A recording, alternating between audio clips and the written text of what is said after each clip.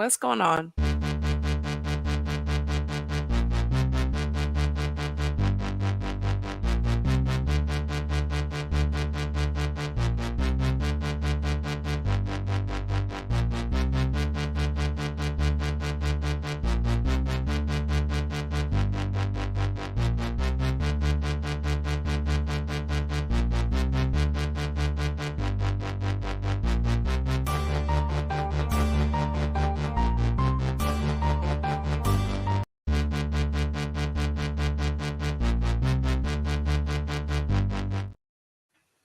All right, all right. Oh, uh-oh. Let me turn this light on just a little bit. Oh, I don't need no light. Oh gosh. How's my lighting? It's a little dark. Dang it. What's going on, Nature Mind? What's going on? How you doing? Yeah, there you go. There's your Okay, lighting. Yeah, now we can see okay. you. Cool, How you cool. doing today? Ah, doing good, doing good, doing Yeah, good. Yep. the U.S. hasn't imploded yet. So there's been some leaked documents that Mm. expose that Zelensky's losing the war.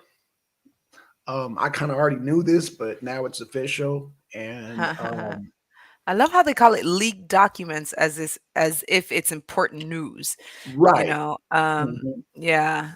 I Well, it's think that important because people want to know why we're sending like 6.4 billion, 11 point 16 billion, and it oh, turned I around can tell it's you only why. 6 billion, Go and look up BlackRock and look at the amount of real estate they have invested in Ukraine since the right. beginning of this invasion, Okay. and recognize that even despite of all of the sanctions that have taken place, Russia gained quite a large amount of increase of revenue as a Yes, they did. country.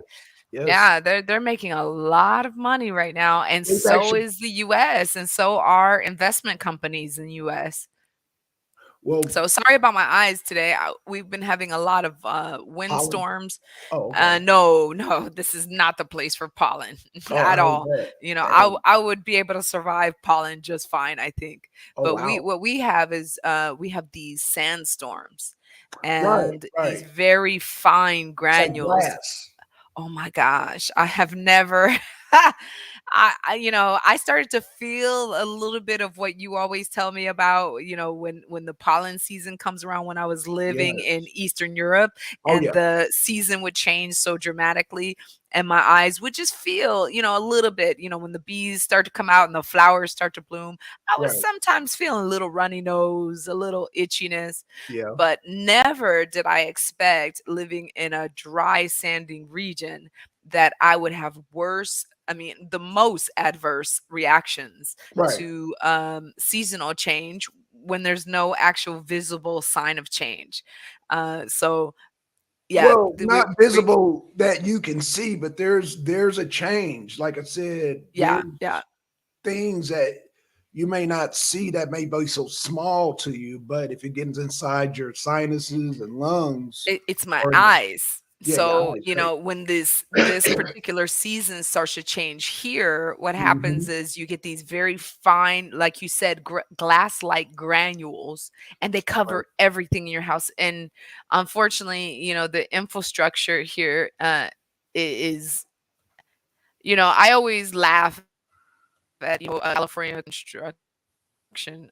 Do I still have you? Oh, okay. Yeah, yeah. I laugh at California construction because, globally, I just kind of say, yeah, our houses are made of, paper and sticks.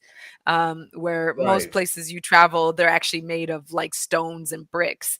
And, so Really? it's Okay. just, oh, yeah, yeah. These Well, buildings are very hardily built, although not always hardily constructed.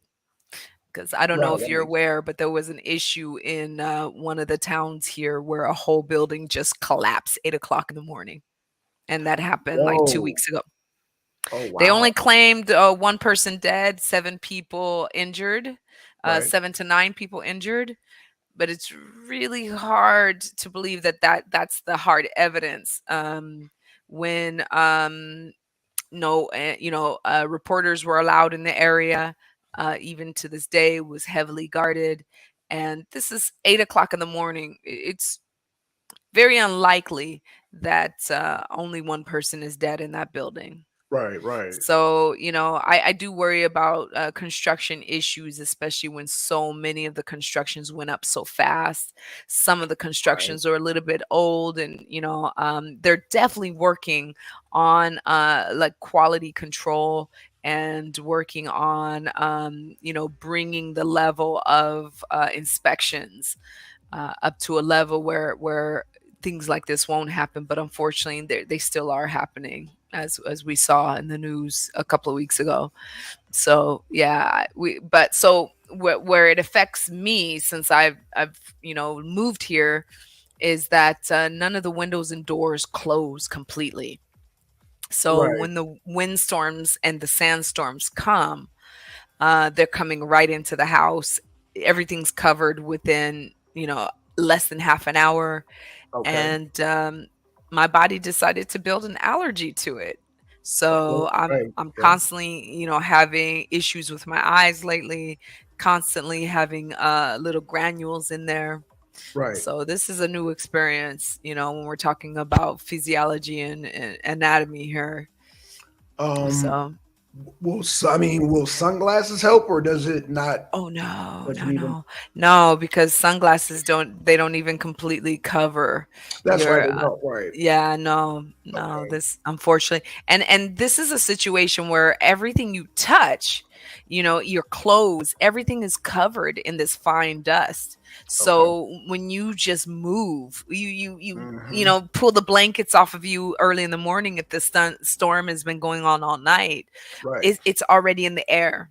So, So, yeah. luckily half of the family is not affected, but half of the family is, because we're not used to it.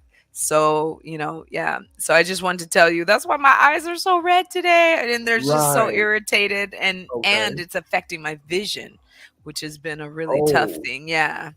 Yeah, dang. unfortunately, yeah, it's really making my vision difficult, and a lot of blurriness, constantly something filming over my eyes. So if you see me like just feeling a little irritated, you know why tonight. So Okay. Okay. yeah, sorry guys. But to our topic of the evening, I think that this has been the long awaited topic between Black Sun and Nature Mom, huh? Right. Right. Yeah, and I got my notes ready. If you want to do a share Huh. screen, that's fine. I got all my stuff ready to go. So, um, Okay, I'm not yeah. sure like how to share a screen from my end, but I can upload links to you like I usually do if you don't mind. Okay, And that's fine. uh but let's talk about it. Let's let's ease into this. Okay. Uh so where would you like to begin in this topic? Well, I guess let's start Twin, from. sorry. Hey, what's going on, twin? What's going on, twin? I guess let's start Oh, Twin from is the here. Hi, Twin. initial. Let's start from the initial hand to mouth. Okay, so let's let everyone know what we're talking about today, which is Okay. we're talking about the diet. Right. It is a particular subject. Ah, twins at work. Hi, twin. For the first time, I can see you like clearly. That's Oh, really you can nice see it today. live now. You can I see can the. see him. Yeah, I can Oh, see what his y'all do different? posts. Yeah, I don't know what's different. Thanks to our tech guy.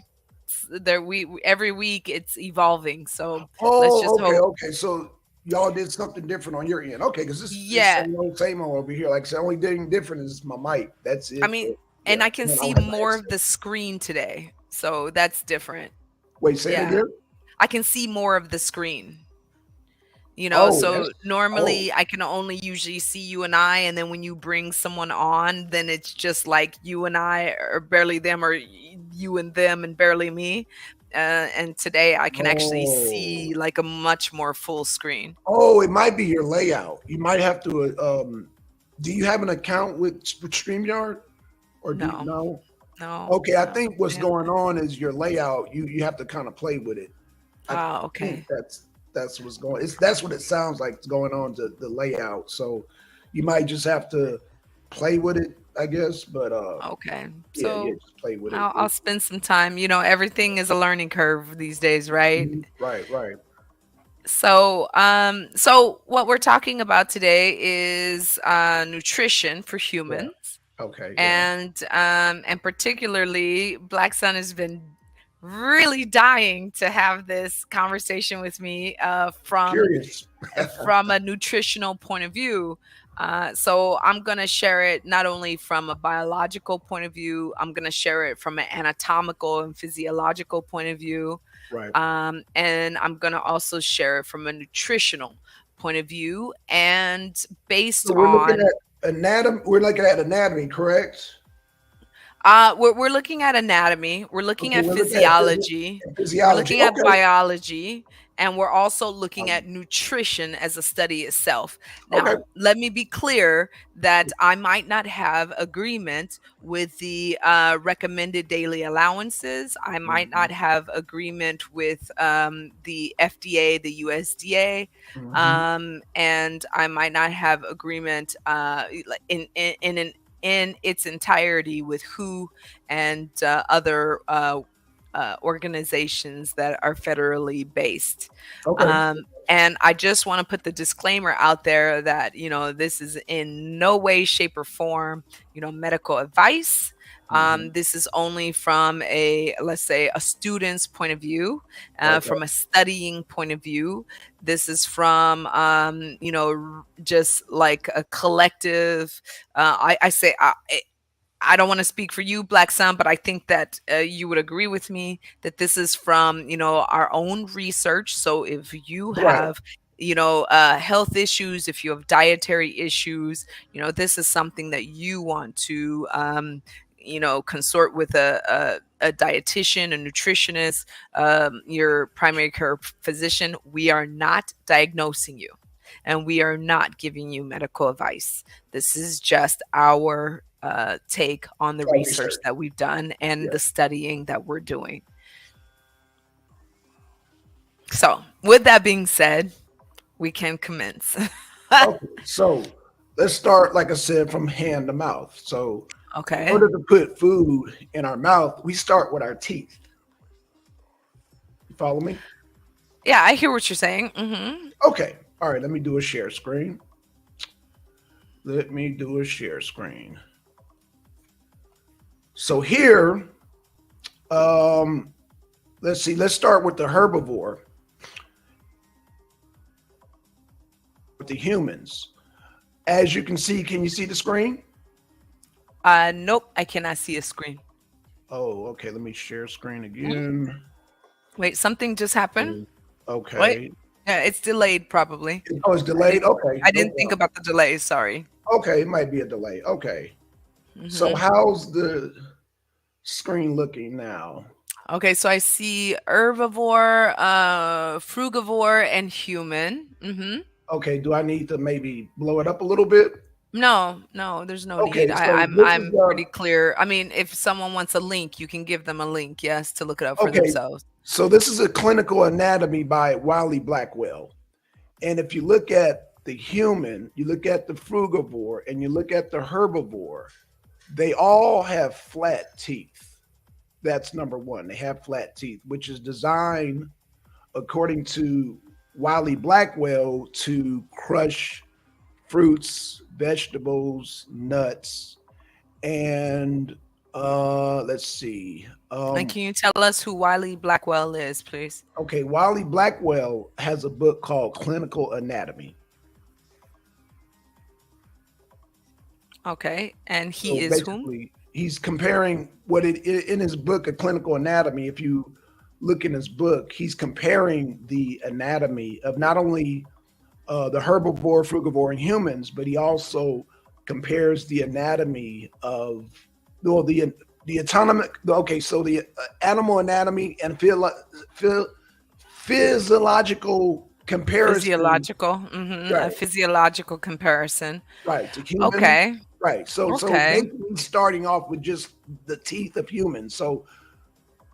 Uh, so his book is called Clinical Anatomy. So it's just basically a basic clinical anatomy, and he just And shows. where is Mr. Blackwell from? I'm not sure. I'm Okay. I'm assuming he's from America. I mean, but like, what institutions are he promoting? Is he promoting, and where who funded his study? Let's see.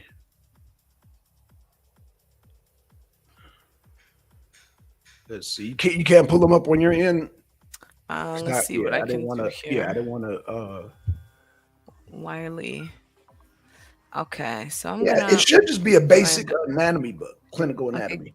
give Yeah, me it a should just be a second. I'm basic. gonna do it Yeah, like this. and I don't think Uh, nobody's funding his book per se. I think it's just he just put out a book, and I just went to his book just to compare when I was looking up comparison oh no to no no the no no no. teeth. Yeah, when you look at the teeth, you just like I said, look at human Okay. teeth, look at the herbivore teeth, look at the frugivore teeth. Unfortunately, that is a great that's a great comparison in some areas of Okay. Well, I'm not done yet. selective. I'm not done yet. This is Oh, just a okay, okay. start. So Yeah, this sorry. is just Okay, a go ahead. start. Go Right. ahead. I've got an avalanche of information. And like I said, we're just going to start from hand to mouth. We're starting from hand to mouth with the teeth. So, would Hmm. you agree that humans have the same uh, dental Uh, structure as the herbivore as uh, compared to? Now, let me. I Okay. Well, let me show I you the. will. Let me. Okay. So to answer the question that's Okay. already been presented, so we can just move on beyond that. Okay. So I believe that based on biological studies and learning clades and different like groups and classes of eukaryotes and prokaryotes, we do all fit into the family of what is called, referred to in layman's terms, the great apes. So yeah, you will find a lot of physiological similarities, although let's not forget that's why we have these clades, because Hmm. it also shows where there was natural selection. Natural selection in biology means that our species had to evolve towards adaptation, and our Hmm. species evolved towards an adaptation that is a little bit more different than that particular clade, and for specific reasons. So I will just say that yes, we all, that's why we are all in the family of the great apes. There is that physiological similarity, and that's Okay. why they call apes and chimpanzees are cousins. Okay, okay. So fair enough. So now let me go to the omnivore, which some people like to label us, but let me boom, let's shoot over to the omnivore and herbivore, Hmm. carnivore and That's omnivore. a So car. they That's basically but they that's a have carnivore. I can't see completely. Sorry, okay, guys. so omnivore being your badger, your bears, your raccoons, your possums, your Okay. what else? So yeah, and if Actually, can dogs you and can cats are you considered they're considered omnivores also because they eat grass. They don't just eat meat. Like if right? you just have just strictly meat eaters, cats and dogs would not fall under that category because they eat grass in order to And let's be honest, like look at the teeth, the dental structure of the omnivore. It okay. There are some similarities to the family of the great apes as well. If I can point out here, Okay, you do let's go see back to this the yeah.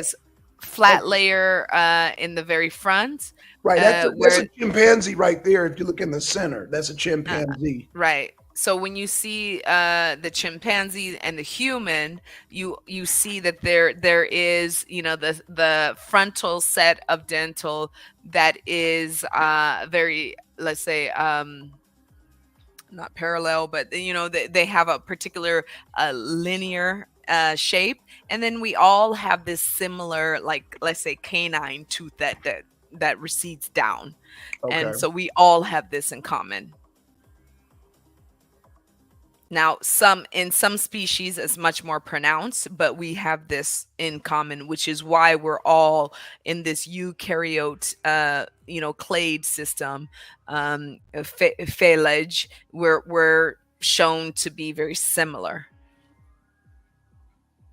Okay. So based on your observation with the human, um, I'm assuming that these teeth right here are. Would you say these teeth are similar to your teeth and my teeth and most I mean, humans? well, that's a human, so yeah, Yeah. it does show a close, very close similarity. I mean, mine is, of course, Okay. much more pearly whites, but Okay. yeah. All right. That's fine. I mean, everybody has No, no, dental big plans. big joke there. Okay, so that's cool. So would you say that it's basically no matter what dental plan, how bright your teeth are, how yellow, cavities, root canals, dentures, No. would you say Brush with that the baking soda, human guys. uh, Brush with baking soda. brush with baking soda, brush with Crest, dental floss, would you say that the human um, teeth are unable to penetrate a cow or a chicken or a goat's? I do not agree with that at Okay, all, actually. let's break it down. I would even if you look at the frugivore, you would see that there's much more similarity in the dental structure as there is the omnivore. They are much more closer in the evolutionary adaptation. Wait, let me go back So to the omnivore or the herbivore. because even the frugivore, and let's be Uh-huh. clear, there are times in scarcity that these animals do turn to animal flesh for survival. And as you can see, their teeth are set up for it. So our teeth are made for ripping apart. And for the herbivore, you can So see a which very teeth are made for ripping apart? uh, I would say the frugivore, the human, and then you also showed us Okay, so in the the human, which teeth? I know you're going to say the canine. Are you saying no, no, not just the canine, because okay? let's just remember in history, blunt Hmm. objects have also been used to rip apart flesh. So, Hmm. there in times of famine and scarcity, our teeth are capable of ripping apart flesh. I hate to give you like Okay. this as an example, No, no, no, but no. Yeah, that's cool. let's remember the who was the Tyson Holyfield fight where he ripped Uh-huh. off the ear Right. Yeah. right in the middle Okay. of the Good point. fight. Very It's good able point. to rip through flesh. Right. Yeah, Good point. Good yeah, point. Okay. yeah. Okay. Very good point. Okay. So you're saying that we can rip basically with our teeth because our teeth are flat. But would you say a herbivore could bite your ear off also? Could a horse maybe bite your ear off? Um, a, a horse could definitely damage the dermis, yes, Okay. and the epidermis. Okay. But I Would you I say that a believe cow can that also rip your ear off? I Like, mean, if it had, intent, yes, it could, because blunt objects can break the right. epidermis and the What about a dermis. rabbit? A rabbit, Uh, can it, if you corner it, can uh, it bite uh, you and maybe rip yes, your a skin? rabbit, and then I have been bitten by a rabbit before. We So both have. Remember, we yeah, both have. yes. Not trying to So reveal our childhood, but yeah, we they both. can rip through flesh. Right. Yes, Okay. absolutely. Absolutely. So Okay. I mean, we all have this survival instinct in us, which Right. is why we've made it through this evolutionary ladder to where we are Okay. today. Okay. Absolutely. All right.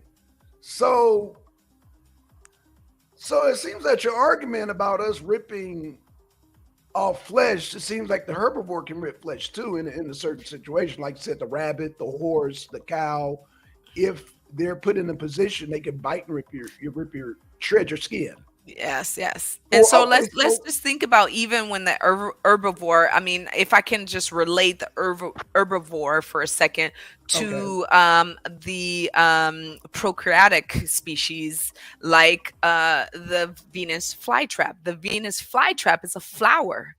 right, And because of the lack of nitrate that was available in the soil, this flower adapted and right, became carnivorous, and that's how we have okay, the Venus flytrap. So we are adaptive creatures, and our immune are not sorry. I'm still stuck in my studies this week, you guys. So I'm gonna say a lot of mistakes. But what I mean is that our digestive system is available to help us to make that adaptation evolutionary. Okay. Okay. And probably because we've had to make that adaptation several times before in history, particularly the ice ages and the dry ages. Okay. So, okay, so we're discussing the teeth part. We're discussing the teeth. So, you're saying that our teeth are designed to rip through human cow flesh. What I'm saying is that our teeth are designed to help us to survive, and Okay. it helps us to survive no matter what the circumstances are to this point in evolution. Yes. Oh, okay. So now remember we were talking hand to mouth, right? Okay. So another thing that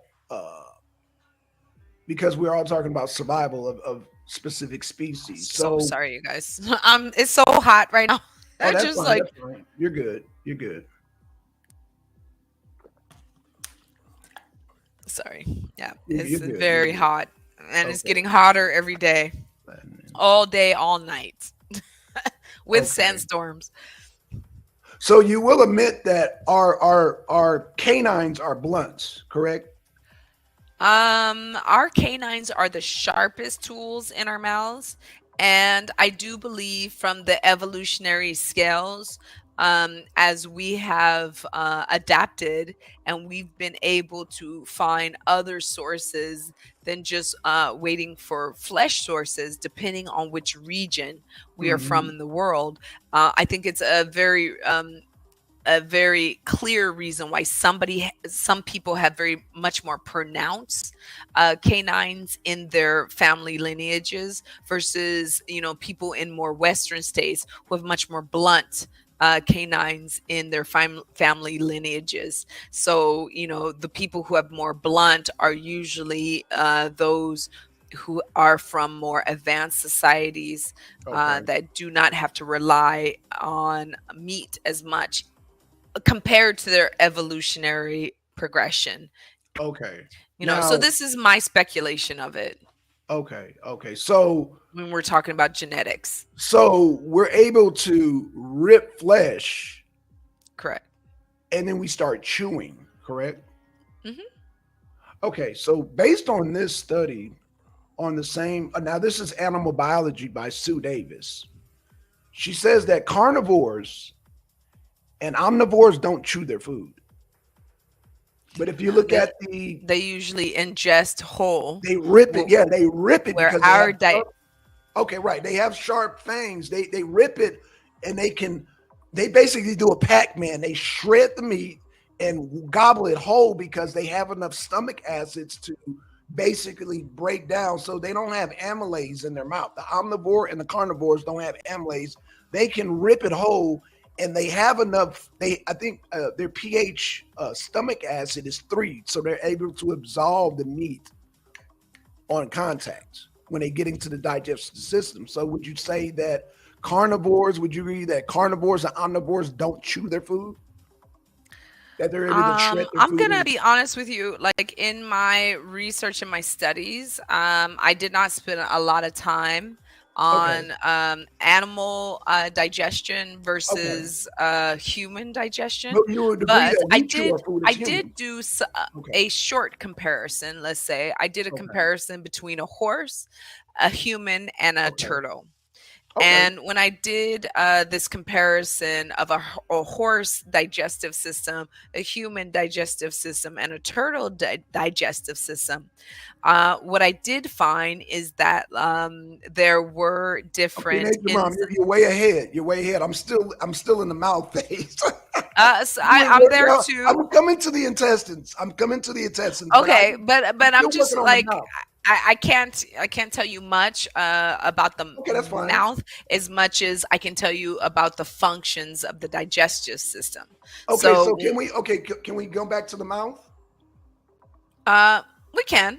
Why Okay, not? so will you agree to me? Will you agree with me that humans chew their food? Humans are actually What's in a the yes or no? process of chewing their food Okay. and releasing salivary enzymes that I'm help to glad you break said down that. Right. We're going to the get to that. We're going to get to that. yeah, Would you breaking. agree that Oh, we can get horses? to it now. Okay. So we break down these enzymes.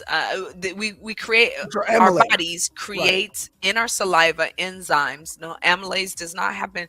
Yeah, at this point, you're right. It We're is not at that amylase, point, but what I'm asking, salivary amylase. right? Well, so the chewing assists it basically ignites the amylase. Would you say that our chewing and then the amylase come in, and so it's a process to break down the food before we swallow it? So just speaking from anatomy as it's taught on a university level, in the process of human digestion, first is it's breaking down this food in our mouth, Okay. and our saliva itself releases an enzyme that helps us to start to break down the food. And then, depending on whether the food is fat, Right. carbohydrate, or it's protein, different amylase will present themselves. Okay. So you agree that humans have amylase, correct? Absolutely. Okay. Yeah, Would we you actually agree? have several Okay. amylase. Like, yeah, we have Okay. Sure different enough. So amylase. I'm gonna do another share screen. I'm gonna show you not only Okay, do humans have very good. amylase, but also you have I don't know if you can see it. Let me blow it up. Let me blow this up. Okay, if you can. Okay. So when you blow it, oh, other way. It's shrinking. It's Wait, let's shrinking. see if I can. Oh, Yeah, let me goodness see if I can gracious. do something here to make it larger. Okay, there we Okay, go. There. okay. Okay, okay. So we're I think I made it too big. Okay, so let me see if I can move it over a little bit. Can you see that? Yeah. Okay. What do you want to show me? I'm ready to Okay, see what it. I want to show you is that those amylase that you were talking about are called big salivatory glands. Those are in the This- humans. So that's Okay, the so lot. salivatory glands Right, means we create spit. right. Okay, so when you look at the salivatory glands as a human that create Mhm. spit, we have very large salivatory glands, which, like you said, spit, the amylase, basically all the chemical compounds to allow pre-digestion. Would you agree with that? Absolutely. Okay, so let's look at what other animal has big salivatory glands. We got the frugivore and we got the herbivore. The omnivore has small salivatory glands, and so does the carnivore. They have small salivatory glands. So I don't know if you can see this whole thing. Can you see it? Do I need to go bigger? I probably need to go bigger. If you look at the line where it says big salivatory glands, I don't know if that's is that big enough? Oh shoot, I can't go no bigger. Go ahead. It's okay. Is that okay? I So I see small, small, big, big, big. right, Okay. okay. So we got the carnivore, omnivore, herbivore, frugivore, human. The Mhm. human is more similar as far as the gland to the herbivore and frugivore, whereas the omnivore and carnivore have small glands. And like I said, we're going to get to the stomach part. We're going to get to the stomach part, but we're going to go slowly. We're going to start with the mouth, and we're going down. This is a process. So I just want to make sure we in agreement so far. So you agree that humans chew the food, correct? Absolutely. Okay, and you agree that the frugivore chew their food, correct? I believe that all animals ingest. Yes. No, no, no, I said chew, not Okay. yeah, chew. I Like mean, I would have to say that. I mean, just based on observation, right? I'm feeding cats every night. They are okay, yeah, chewing their food. So okay, they cats. do some chewing, which breaks down the food into smaller particles before they also ingested for in enzymal and for mechanical breakdown. Okay, so if you look up omnivore and carnivore, it's saying now this is I'm not. This is saying they shear and swallow in crushing. So without chewing, they're saying they shear and swallow. So they shear, they're cutting up their food. What you might I mean, that's observe, what we do too. I mean, if you no, want to no, break we it down, what no, is shearing? Shearing means to, like, when you're shredding no, your chicken off of your meat, you're also shearing in a sense, right? no, no, So no, no. when We're you chewing. We're chewing. They're shearing. We're chewing. We chew our food. We I chew. mean, I think that if you look up the word shearing versus chewing Okay. in the thesaurus, you're gonna find a lot of similarities in those terms. They're Uh, similar, but they're not the same, though.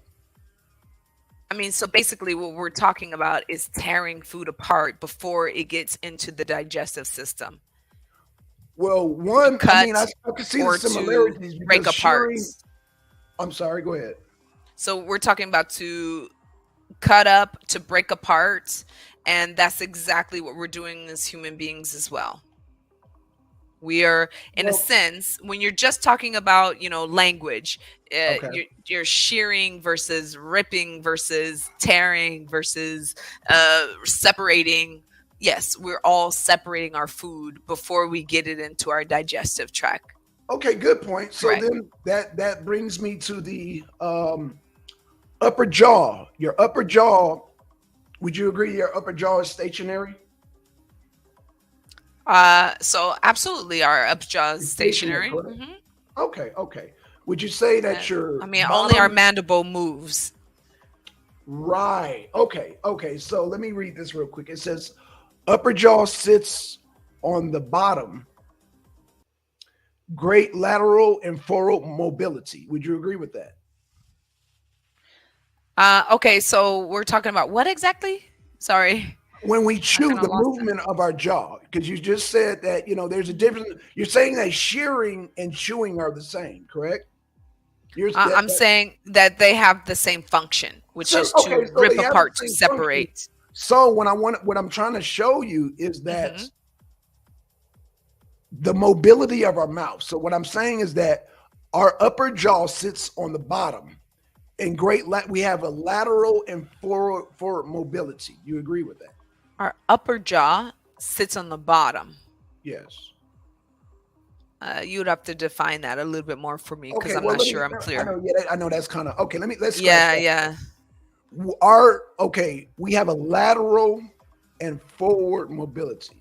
Do you follow me on that? Okay, so we move laterally and we move forwardly. Okay. So Hmm. would you agree with that? Absolutely. Okay. Okay. So in that agreement, also frugivores and So herbivores, sorry. they also have a forward. They also have that same mobility. So your horses, your cows, your rabbits. Would you agree with that? Your apes, of course. Would you agree with that? The movement of the mouth. Absolutely. Why not? Okay, okay. So it's saying that omnivores and carnivores, your cats, your dogs, they have no lateral or forward mobility. Would you agree No, with that? usually, yeah, when they're chomping, it's a very up and down No. motion. Right. It's a very like Pac-Man-ish motion. Okay, you could Okay, compare it to so that. would you say that because you just said chewing and shearing are two different two I mean they're the same thing. Okay, I'll grant you that. However, our jaw structure when we're eating food is different. Would you agree with that? From the cat or the Okay, dog or so let's be clear that when we're talking about the anatomy of a skull, cats and all of us in the let's say, let me be specific. Give me 1 second to okay. just be this specific in which clade I'm speaking of. Oh no, there's so many. I don't know why I can't. Sorry. I'm gonna You be a good, you little bit good. slow, you guys. You good, you good.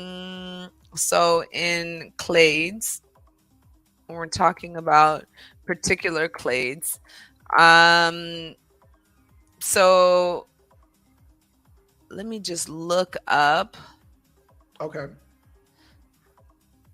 or just pull in front of me because I sorry I don't have this in front of me clearly And because it's remember, we some still time dealing with ago. the mouth. We haven't even made it past the mouth yet. We Oh, haven't I even see. really I started. think this discussion is going to take some time because I I think it you is want to too, break right? down, Because we yeah, haven't you want to even break down anatomy, and you want to do right. a very close comparison, and I really appreciate that because this Absolutely, is absolutely. actually a That's great why I'm glad, and study. I'm glad you took it because you're the only one on my level really willing to do this. Nobody else was willing to do this, and you were like, "Yeah, I'm like, cool." So, Yeah, we and can you're go for studying it. this, so this is perfect. You're Yeah. thank you, Nature Mom. Somebody who's finally on my level on dealing with this because yeah, this is something that most people they would get frustrated and they just like Zanzi, they would just they would have a fit, and I'm glad you're willing to because you're doing this anyway to start with the mouth, and we could just go slowly down, and it might take us weeks.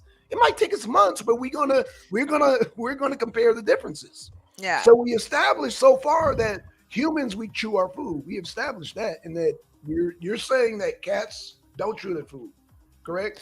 I'm not saying that they don't chew their food. They just But you're saying their that mechanism, they their have no lateral mechanism.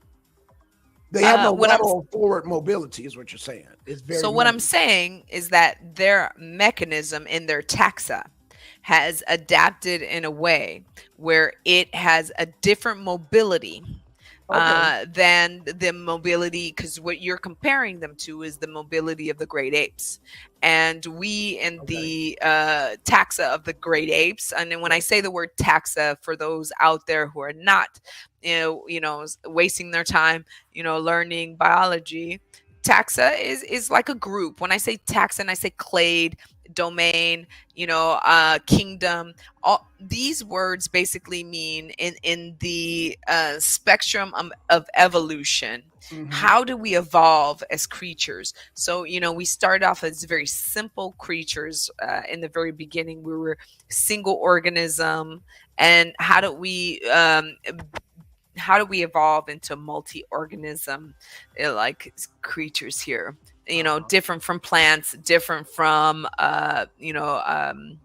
bacteria, algae, for example. So what makes us different is this ability. One is the ability to be able to break apart our food for ingestion versus totally absorbing it in some way, shape, or form, or assimilating it from light sources like the sun, from being able. So what Blackson is talking about is how are we able to get our nutrients into our body, um, not from a photosynthesis source like a plant, where it is actually getting it directly from a sun source and is bringing in the oxygen and the carbon, and sorry, they're bringing in the carbon dioxide.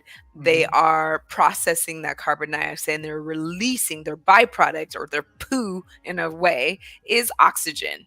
And for us, Nature Mom, you uh, don't went, you don't skyrocketed way ahead of us. I mean, I'm hoping I'm just like trying to make it simple. Right, Ah, that's why I'm trying to so stay in the. I'm trying to break each section down because you're like well, so way. this is like how I'm breaking us down is living organisms on the planet. Okay. Because we all came from one source. So how did we get from this one source and Uh-huh. become plants? And how did we become cats? And how did we become great Yeah, but apes? I'm trying to So what I'm understand. saying is, in Right.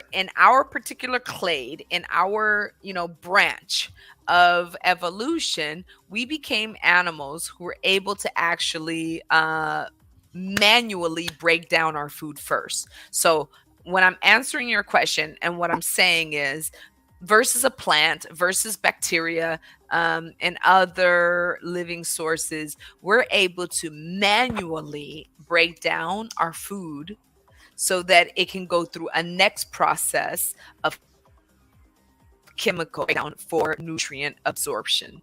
So, like cats and dogs, we first, and so like maybe we have a different physical mechanism of breaking down that food, but we're able to break down the food first manually.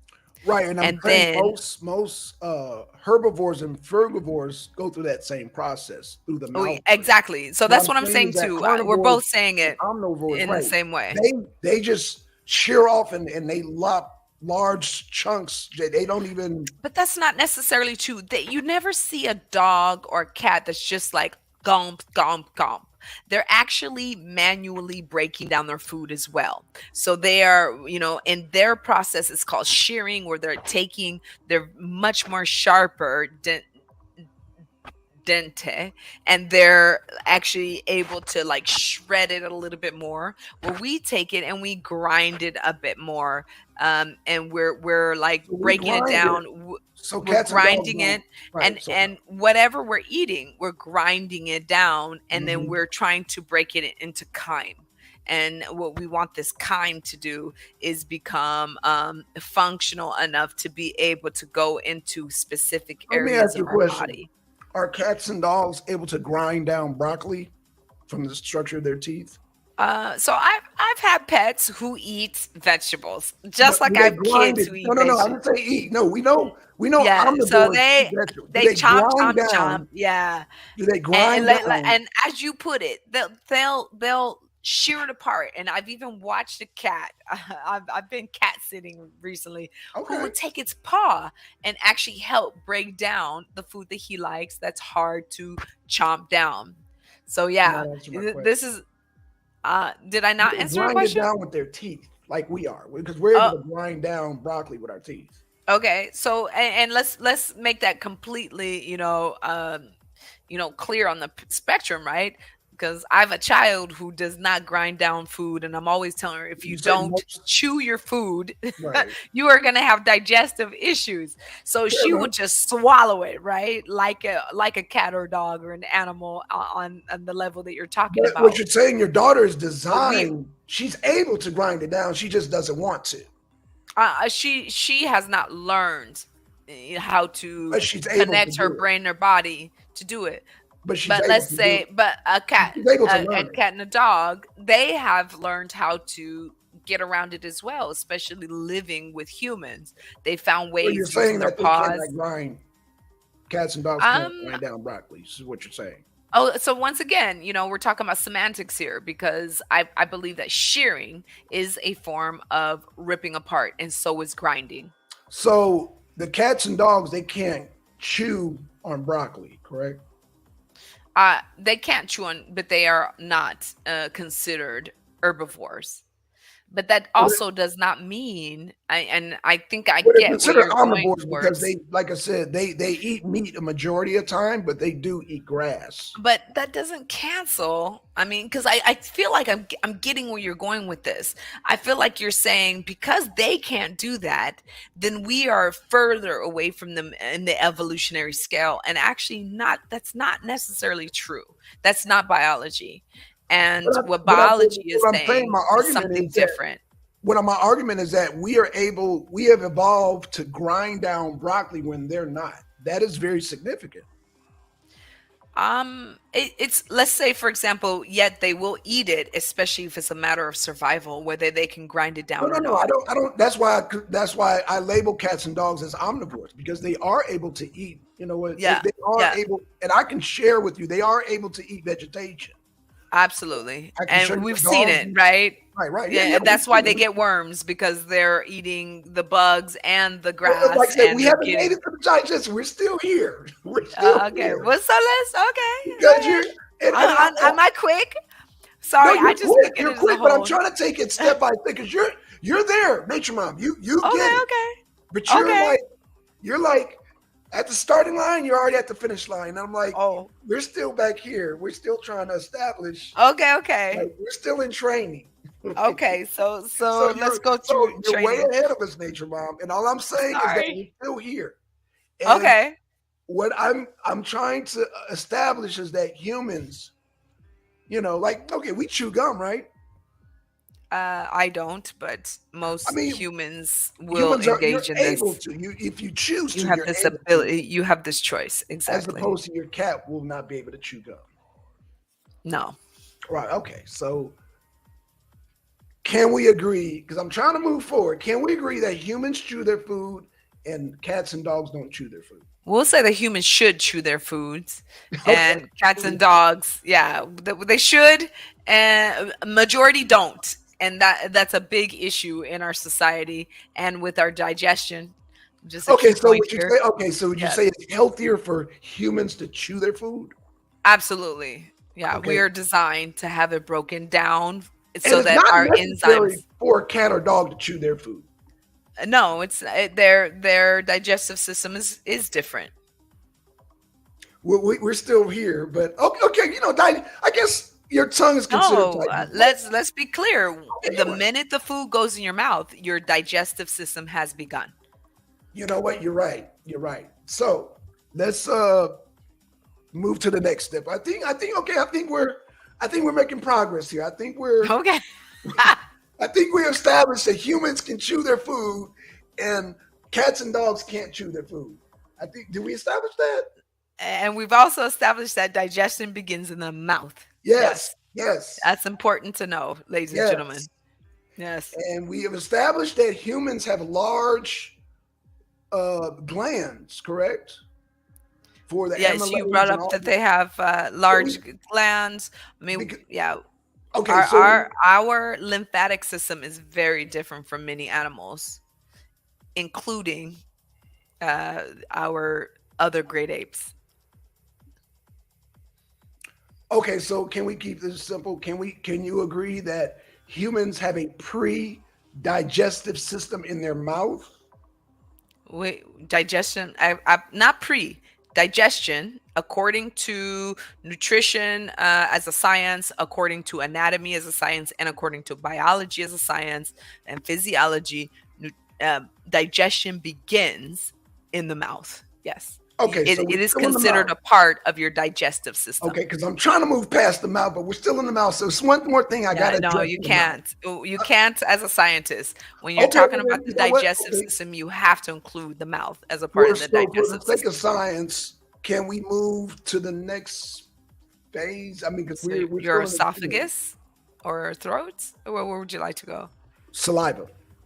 Saliva, which is Yes. still in the mouth. Yes, still in the mouth. Yeah, like I said, it's a breakdown. This is a breakdown. H mouth. This is a breakdown. Absolutely. Okay, Absolutely. so let's go back to the chart. So humans, would you agree, have alcohol? Okay, so I'm trying to pronounce this word. Ptyallin, Patallion, Patallion. I I don't know what that mean, word good is. luck. I mean, when we're talking about science, Right. pronunciation is not so easy. I'm gonna So keep it. I'm gonna keep it. I'll break I'm it just gonna down for keep it South you. Central. I'm gonna keep it South Central. How about we do that? How about I don't do Yeah, all these scientific terms. I'm just gonna keep it plain and simple. call it We what do you want. understand what alkaline is, right? Yes. So We alkaline is a base system, okay. We understand what acid is, right? and yeah, acidic is the opposite of base. Okay, so we got alkaline, and we got acid, which is polar opposites. Would you agree to that? Yes. Okay, so would you agree that humans have alkaline in their saliva? I would agree. Yes, we have alkaline and we also have acid. Correct. Oh, we also have acid. Correct. Ooh, okay. Hmm. Interesting. Okay, we're at a little congestion here because from my sources, it's not saying that we have acid in our saliva. And your sources are Clinical Anatomy by Wiley Blackwell again. okay. And So I'm we're pulling gonna it have up to share now for sources. you. We're gonna have to share and compare notes because yeah, I'm Absolutely. in a disagreement on that part. Okay, we just went over this part here. So let me just like go over the specifics about the digestive system. Okay. Um, so we have specific Amylase. Wait, and let me just Okay. pull it up first because when Okay. I'm trying to, I stopped multitasking years ago for No this problem. very No problem. reason. No problem. And I will. Yeah, we will. Let me get out of the nervous system. We know tissue. And you can type in your source in the chat, or if you like. It's an open source, which is Okay. great, but not just one particular source. We get the MLAs. Okay. Good. Good. I Good. used Okay. multiple No sources problem. No that problem. can help people to understand their digestive system as a whole. Okay. But we do have specific digestion, particularly for different food groups and our Okay. body. And this is where evolution is so great because our body has, throughout history, learned to survive. And that's why we are the creatures that we are today. Good You know for what? the good and for the bad. Okay. Okay. Yeah. So we do have specific amylase for carbohydrates, and we Okay. also have specific amylase for fat, Fats and and we have protein. Right. specific amylase for proteins. And it's because Okay. of different physiological reasons. So, one, because our bodies cannot produce its own amino acids, we have particular digestive fluids that helps us to release these proteins from our food, to break it down into amino acids and to transport them to the areas of our bodies Right. where they're needed the most. And the same thing happens for fat because we know that and this is where I gave the disclaimer at the very beginning, where there's this huge push right now, that we're going to all become vegetarians and vegans, and we're not going to own anything, and we're going to eat bugs and be happy, which Oh, it doesn't can't be. cover. Oh, you You can't can't be a be vegan. vegetarian vegan if you eat bugs. Bugs, Yeah, yeah, bugs. right? There's Right. different. So That's already there's yeah. this, like, It's already conflict yeah. of No, interest in that message being put out by the World Health Organization, no, by the yeah. You can't be USDA. vegan and eat bugs. Yeah, So there's a no, huge, like, something's not lining up no, there. that's not that. Not no. So, what's important to know is that our body has evolutionarily been able to adapt for our survival. And that's why we've become the creatures that we are to this day. So, being So an herbivore, a carnivore, or a omnivore is our choice at this point, because what we are able to do in this day and age is, I call it the age of luxury. We have the okay, you luxury. say a choice, but again, I'm a little. I mean, yeah, we could choose to eat like a dead carcass on the side of the road. You All could right, choose but to why do would that. you, when you can I just, like, get it mean, from a good source, right? well, the difference is that and I guess we're going to the nose part. Most omnivores and carnivores, they find a dead carcass very appealing. It's very enticing to them. It smells good to them. Whereas we Mm, and herbivores and frugivores, it's kind of repulsive. yes. It kind of makes you want to, it And why is makes you that? have a gag reflex. So, do you understand why that it actually happens? And particularly, what I'm finding in my health journey, personally, in my health Mhm. journey, is that any food, whether it is vegetable or meat, when it's highly overcooked, I also find it repulsive. And I started asking myself, Right, but why what I'm am I saying having is this that gag reflex to this? And it's very interesting because lately I'm even having this gag reflex, even mhm, to foods that they're claiming are fresh. But what I'm finding is that when I smell them and I taste them, they don't taste fresh, especially once you have tasted, a fully ripe, fully grown from a tree source, and you're able to eat it. because Um, there's cultures that practice cannibalism there also. They practice eating yeah, human and brains. there are tribes that still have, Headhunter. rituals where they're eating let's say rotting. I mean, because when you age meat, that's basically what you're doing. You're letting it like rot a little bit more. You're letting, all of the natural elements break down that meat before you ingest it. And the same can happen for vegetation. So I think that what's interesting about this conversation, hi Deacon, by the way, didn't know you were out there. No. um No, Deacon, you're right. We have the option to eat whatever we want to eat. What I'm saying is, if you want to eat possum that's been ran over, that has flies on it, and you Not can my eat it. choice. We have Not the my choice to eat that. choice. Huh? Not Your my body, choice, your right? body Right. may not agree with it short term and long term, but you do have the choice to eat a carcass that's laying there on. It's called roadkill, and people So have been known to eat roadkill.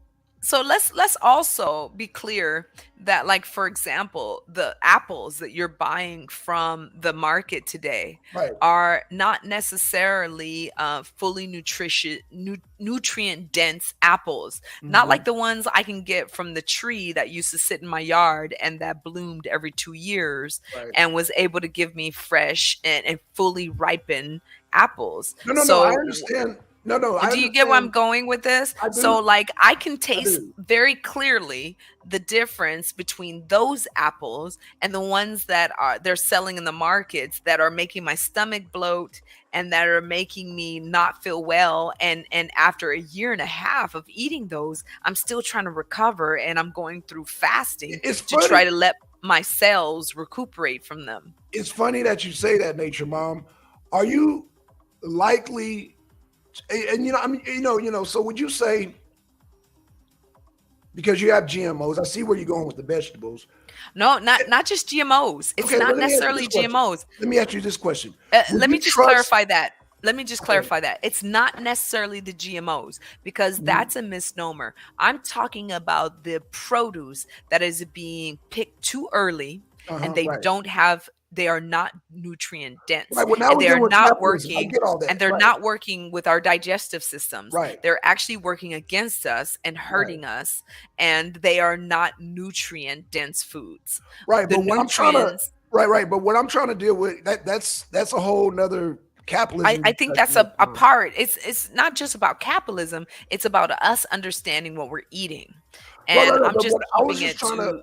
I was just trying to compare the anatomy and the physiology of carnivores And versus. that's what I'm adding into this too. Okay. My body, and I'm finding a lot of people are not actually digesting these foods well. They are Hmm. picked too soon. They don't have the nutrients they need to have, and they're actually having adverse effects because they don't have the right nutrients fully ripened into this food. And what we're getting is not the food that we should be eating. Uh, Okay. so so we have an issue with that digestively. And that's kind of where I'm going with this conversation as well. We're Okay, having so do you want to move forward as far as the alkaline? Because I know we had a kind of stumble in the road because you said we have acids in our yeah, saliva. so You sorry, want to move I was looking that up, and then right? I just got sidetracked by what we were No, that's talking no about. problem. That's no So problem. give me one moment to get to the digestive system here, Okay, and specifically, so I'm just pulling this up from okay, an open source anatomy book. It's okay, Anatomy and Physiology, but okay. particularly also a book that talks about nutrition, because a lot of these books they give the same first biological Okay, breakdown, and then okay, they go into the digestive breakdown, so you get a lot of the same information if it's a sound source. okay. So let's talk about, like, when we're breaking down, for example, we have to break this down. Lipid digestion is not the Do same we have as carbo. acids in our saliva, Nature Mom? Okay, so what we do have, We have alkaline. when we're breaking down lipids, we'll start there, is Okay, we have these fatty acids that we have mm, sorry, let me just say this in another way that's not so uh, technical terms. Okay. Okay, so how are we going to break down a fatty acid, right? How you're going to break down a fatty acid by using a glycerol. So a glycerol is, in a sense, a fat. Where does the fat sit on the scale of base? Because when you say alkaline, that's a base. That's the Okay. scientific term for alkaline, and Okay. you have acid on the other end of the scale, Right. correct? So Can to they coexist? The acid and the so alkaline, can they coexist at the same time? they Or, neutralize each other, okay. and that's why, therefore, to break down fatty acids, you have these glycerols that break down the fatty acid in in the first part of the lipase um, breakdown of a So let me lipid. ask you A another lipid is a question. fat. Let me ask you another question. Do omnivores and carnivores, do they have alkaline in their saliva? I think we can simplify this. Okay, so I think I just answered that question. So the product that breaks down a lipid, a fat. Okay. Lipid is another word for fat. Okay. Is a glycerol, Okay. right?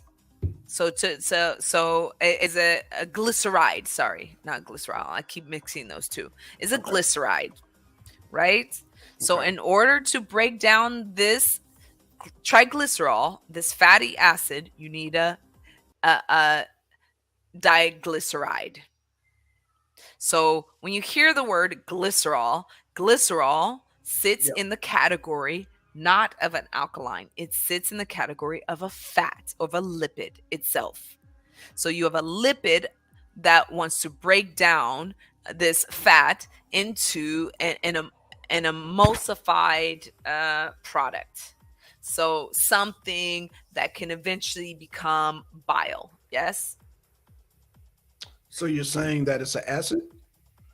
So what I'm saying is it is a fat-based product. You can't have fat and an alkaline together, correct? You can't have fat and alkaline together. Okay, I'm following you. Because they do what? They They break neutralize down. each other. They neutralize each other. Okay. They neutralize each other.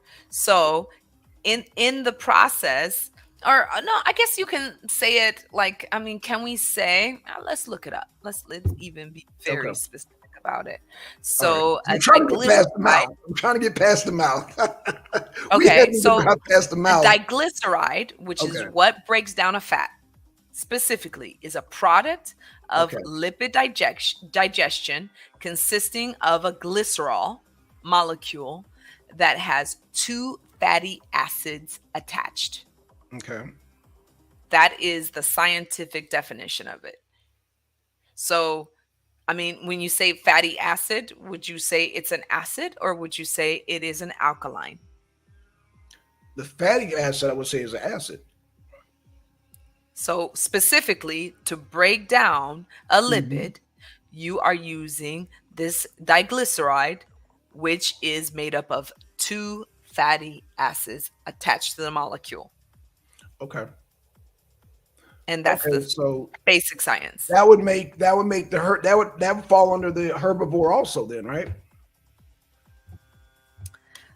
Like I said in the beginning, I have not studied animal No problem. anatomy No and problem. digestion No deeply. problem. No, No problem. I can't tell you much about that. Okay. So what we'll do, because what you're saying about the breakdown of the fatty acids, that would apply to also the frugivore, and that would also apply to the herbivore.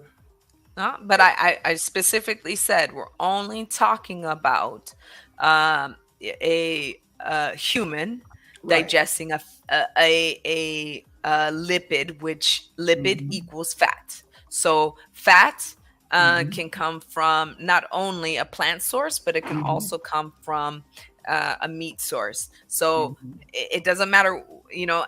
as it breaks down in the body and it just becomes these chemical molecules, your Okay. body doesn't care which source it came from. It's just saying, okay, this is a lipid and this is how we break it down. Okay. Um, so let me back up a little bit, or let me actually move forward. Not back up, but I'm going to actually move forward. And I am going to boom. I'm trying to uh-oh. Hope I'm not stuck I'm on you. wondering if we're going to need a part two on this. We're gonna need Because several parts. we're going to need several We're gonna parts of need this several parts because we're because really breaking down. right. And let me just say this, and I think this is the most important point to put out there to the audience, is that what we're doing is we're breaking down something that used to be taught in Right. school and Absolutely. that has been taken away from us Right. for funding purposes. And what's important about knowing these things is knowing exactly what you're putting in your body and when you're not feeling good, why it's not working. And when, and let's also, something else I wanted to throw out there, Black Sun, I shared with you before, I'll pull out the race card and the gender card any day of the week or time. Let's be clear that most of these studies that you've gotten your information from is based on male anatomy and has not included female anatomy. And No, what that's not has true. been That's not true. actually a lot, it's greatly very true. And we can dig a little bit deeper into Okay, well, that. I'll give you that. So you're saying, okay, so right, you're saying male and female. Um, because the books that I've taken, I was just trying to show the general anatomy of mammals, period. Because we're all But considered mammals, right? unfortunately, what's important and what biology has been showing us, especially as it's advanced over the Uh-huh. last couple of decades, is that there's very important elements to understand about male biology and No, I'm in like agreement. nutritional needs I'm in versus agreement. female, right? So Whoa, one whoa, of the whoa, whoa, whoa, things whoa, whoa, that whoa, whoa, whoa, whoa, whoa, whoa, whoa. So I know you haven't studied the animals, but would you say the diet of a male giraffe is different than a female giraffe? we haven't gotten that deep. And like I said, I haven't studied so deeply into animal anatomy. I've only deeply looked into the horse and the turtle lymphatic system Right. compared to the human lymphatic system. Okay. So I can only give you that information, right? But when Okay. we're talking about digestion and nutrient needs, already science has shown not only is there an important distinction between nutritional needs of male and female, but they've also shown very important nutritional needs based on age groups. So, Right. what a child needs is or let's say what a child or elderly person needs is very different from what a 20-year-old male needs. It's very different from what a 25-year-old female needs. Right. Right. So, and especially based on your activity level. So And I let me go say ahead. something real quick. So because Mhm. you and Deacon made a good point. Y'all said Okay. that um uh oh, okay. Would you agree with Deacon? He said we have the option to eat whatever we want. Um, okay, so psychologically, absolutely. Physiologically, you should make very clear and sound choices. Okay, so let me share something with y'all. I'm gonna share this with Deacon and Nature Mom. This is for both of y'all. Hmm. This man, what's his name? Hold on one second. Let me get his name because I don't want to say this man without mentioning his name. Oh, I don't have his name. Damn. Okay. Give us a gist of what he's speaking of, and Okay, hopefully so this is I a can Frenchman. go. He's dead now, but he's in the Guinness Book of World Record. And oh, Michel Letito. He's French. Michel Letito. Okay. Do you see him? Do you see him on the And his screen? claim? No, I don't see him yet. Oh And what's shoot. his Hold on. claim? Oh, let me share this before I go forward. Okay. Okay, because y'all just said you can eat. I mean, we're evolving and we can eat what we want to eat, right? Y'all did say that, correct? No, I said from a psychological point of view, Okay. yes. But Okay. I mean, let me just Psychological. Okay, fair enough. let me break that down. When psychologically, I can say that I am neither male nor female. Okay, I'm a fine. tire, right? Okay. Or I'm a cup. Okay. But it doesn't mean that it's going to meet my physiological needs. Okay. And when I'm Okay. talking about meeting my, and truly looking deeply into meeting my physiological needs, then I'm looking at biology fully. And I'm Okay. looking at how these nutrients are actually metabolizing and building in my system and how they're functioning. Correct? Okay. Well, there's a man named by the name of Michel Latito. Michel Latito. Michelle, Lat- Michelle, yes. Latito. He's Okay, I in the like that Guinness you. Book of World Record, and he Okay. is the world's first airplaneivore. An airplaneivore is basically a man. This man has chosen to eat airplanes. Now, would you say he biologically? Does that make him an airplaneivore? Is he biologically fit to eat an airplane? I mean, because he chose to eat an airplane. I mean, I think that this man is eating heavy metals and he's asking for a Yes. death sentence quickly. And from the Oh. photo, I can see that he's on his way. Oh, okay, okay, okay. But he's able to eat it though. But I mean, would you say Well, biologically? just like glass eaters or nail eaters, correct? Yes, Or sword eaters. You yes. can eat, I mean, you could eat, I mean, if you're Hillary Clinton, you could eat babies, Okay, but the point being that okay. maybe it's not the best source of nutrition for you. You could eat FedEx and So Judges. would you say Michelle Latito, he might have some long-term health effects that might affect him as a human being? I Even mean, though he chooses to eat airplanes? I'll let the audience answer that question. But So no, I'm I assuming, don't I don't want choose to assume, but airplane I'm parts as assuming my you regular guys, diet. I'm assuming by you just said he may be it looked like he's on his deathbed. I'm paraphrasing. He looked like he's about to die. That's what you just said, Nature Mom. I definitely alluded to that. Okay, so you're saying So based his on diet would not be my diet. no. I get it. I get it. We all choose different diets. I get it. But this man is eating an airplane, Nature Mom. Right. So So like I said, psychologically, and okay, that's what we're taught. We're yes. taught psychologically we can eat what we want. But I think that the important thing to understand, one, is and which we're not given access to. We're not given clear access to understanding how our system is functioning at the moment.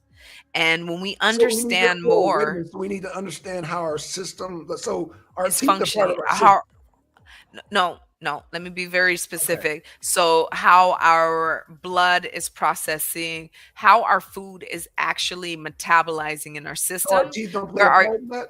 w- I'm not saying it doesn't. What I'm saying is So would you say our we teeth plays whether a your part in that? teeth. Okay, so let me give a much more clear Okay. definition of what I'm saying. So you are eating the way you're eating, someone else eats how you're eating, and they develop leukemia. They develop some autoimmune disorder. Heart That particular disease, diabetes, high blood and pressure. that This diet is is all meat not related, working but for okay. them. It's working for you, but it's not metabolizing for them. So Okay. then the next step is to have access to panels and so readings that are able to tell us what areas of their bodies, what pathways are working, what is metabolizing well and what's not metabolizing well, and then investigating why it's not metabolizing well. Okay. And that's what we are not given regular access to in the United States, and many other countries that operate similarly to the United States. Living in Europe, Eastern Europe in particular, Poland, Right. um, we're given very cheap, easy access to that information. So when I'm not feeling well, I pay less than $30 American and I can have my full blood panel read Right. and analyzed. And I can find out what is working and what is not working. And that piece of the puzzle has been completely eliminated from the American diet. And that's important to know because unfortunately, you may be able to eat grains and process them very well, where Uh-huh. the next person may not. And the question is, why is it not working for them? And what's not working in this? And how is it affected their hemoglobin? How is it affecting their blood cells and their BNT blood cells? How Uh-huh. is it affecting their brain fat? How is it affecting their body fat? Because Uh-huh. we have three major layers of dermis skin. Uh-huh. This skin system that we highly underestimate. And the question is, my skin is very dry, and I'm gaining or losing a lot of body fat, and Uh-huh. my diet hasn't changed. The question is, why? What's not working in the metabolism of my diet that might be contributing to this? So I think that it's really important to understand and to Well, let me know. ask you a question on that real quick. So, what Mhm. in a meat diet is in a lacking in a, I guess, a vegan or vegetarian? Well, forget the vegetarian, in a vegan diet. Okay, What? so Yeah. I mean, I don't think you can really present it that way, and this is why. I do see us as individual snowflakes. So let's say, for example, you versus me. We have the same very similar genetic code, Uh huh. yet you have more, let's say, respiratory issues, where I have more blood hemoglobin issues. Right. So for me, for many years, I've been fighting with American doctors in particular, Right. where they wanted me to incorporate much more red meat in my diet until this new WHO, documentation came out. But for, let's say, decades, they've been telling me, if you don't eat more red meat, I'm going to admit you into the hospital and we're going to force you, because my blood levels stay very, very low. So in the spectrum of what's being taught, the my the amount of red blood cells that my body carries is considered in the coma range. I should Okay. be coma or dead, right? Now, what I've learned to do is I've learned to balance, because I'm not a huge red meat eater. So what I've learned to do is I've learned to extract the iron that they keep telling me, because I've tried their supplements. I've tried putting more red meat in my diet, and what I found that it didn't work to improve this situation.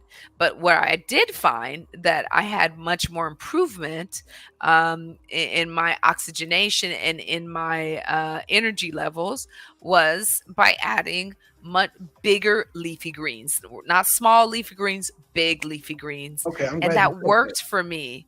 All right. Now, Finish. Was does it that Crimson mean Hill? does I'm. that mean I can 100% eliminate red meat from my diet? No. But what it did teach me Whoa, is whoa, that whoa, whoa, whoa, whoa, whoa, whoa, whoa, whoa. Let's back up. wait, yeah, let's back up and let me Let's back make up. that clear. Let me finish this point. Okay. My point is, what I learned was, can I eat any source of red meat? Absolutely not. What I also learned is there's a huge difference between these huge manufacturing ranches that are not nutrient dense red meat sources, versus living in countrysides where small family farms had only a couple of animals that were free range, and yet with just a bite or two, yeah, or they were hunters that went into the actual forest with just a bite or two, my levels stabilized. And we're not just talking about in my opinion, we're talking about on the panel when I went back to and I had another, blood drawn and they read my panels. And after, a week, they could see some leveling off of my iron deficiency. Uh-huh. And what it made me start to do was research the sources of iron that's being presented. And so I found that, a lot of iron can be found in leafy greens, and a higher source of iron can be found in animals that are well treated and free range Right. versus animals that are being kept in these small cooped environments and injected with hormones and steroids. And Okay. then it started making me research fish and other sources as well to find out, when you're eating farmed fish, you're getting absolutely no omega 3s, no good brain food at all. You're only getting omega 6s, which is actually carcinogenic and is actually creating increased problems for your digestive system and your body as a whole. So my point being, I didn't just find this in the animal, care industry, but I found it in the fruits and vegetables industry as well. When you are finding sources that are just too highly productive and they're just trying to send it out, like we said, for capitalism's sake, and not really sources that are letting their food grow to full maturity, there's a huge difference in the amount of nutrients you're getting from this food. So I found that there's a very different class of food in itself that's existing on the planet right now.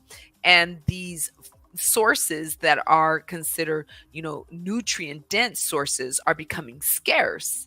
And yet these huge pharmas and these huge, ranches and these huge, orchards where you have this high production are producing and giving to these markets a large quantity of food that is actually not giving you very much nutrient sources.